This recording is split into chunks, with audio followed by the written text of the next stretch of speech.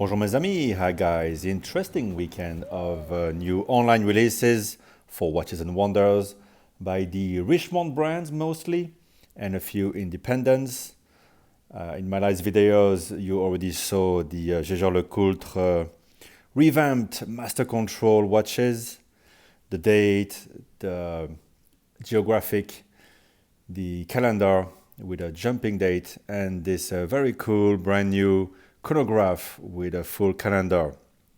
I think the designers have done a great job on the case, the dial, and also on the strap, and maybe most importantly to many people on the caliber, which now has some silicone technology and 70 hours of power reserve.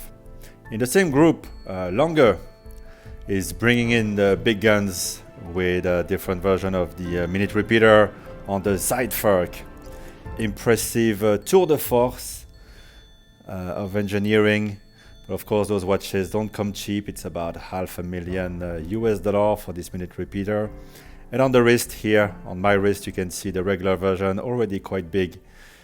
So it's not for every budget and certainly not for every wrist either, but beautiful to own, I'm sure.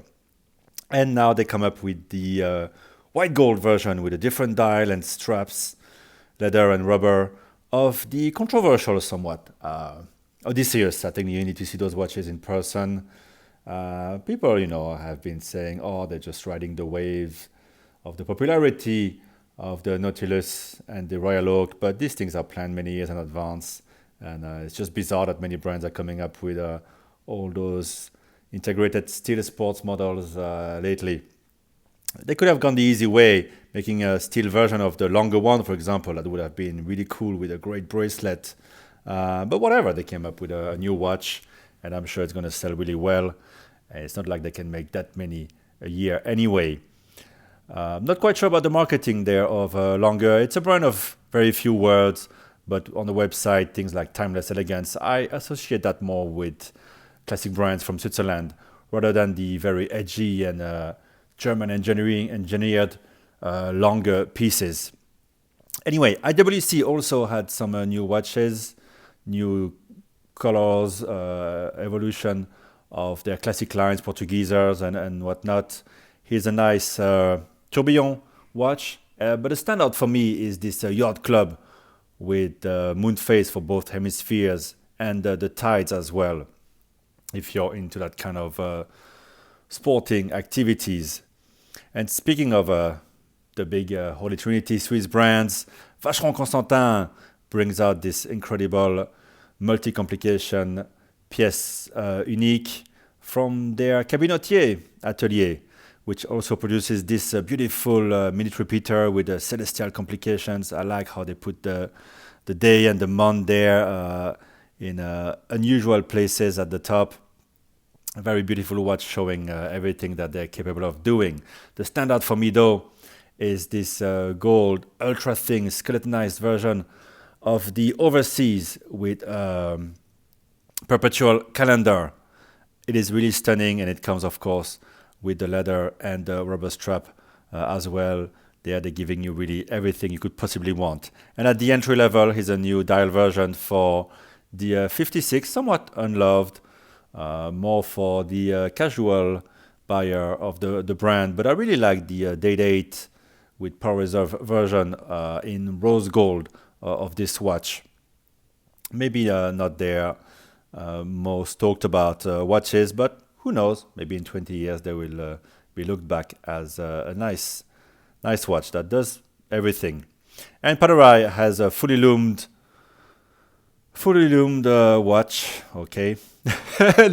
H. Moser et compagnie has blacked out watches, one with a tourbillon here. Beautiful objects. I wouldn't want to have to wear one, but beautiful looking. And Piaget beats its own record with an even thinner watch here. And if you are a Russian oligarch, Roger Dubuis thinks about you with this roulette wheel watch.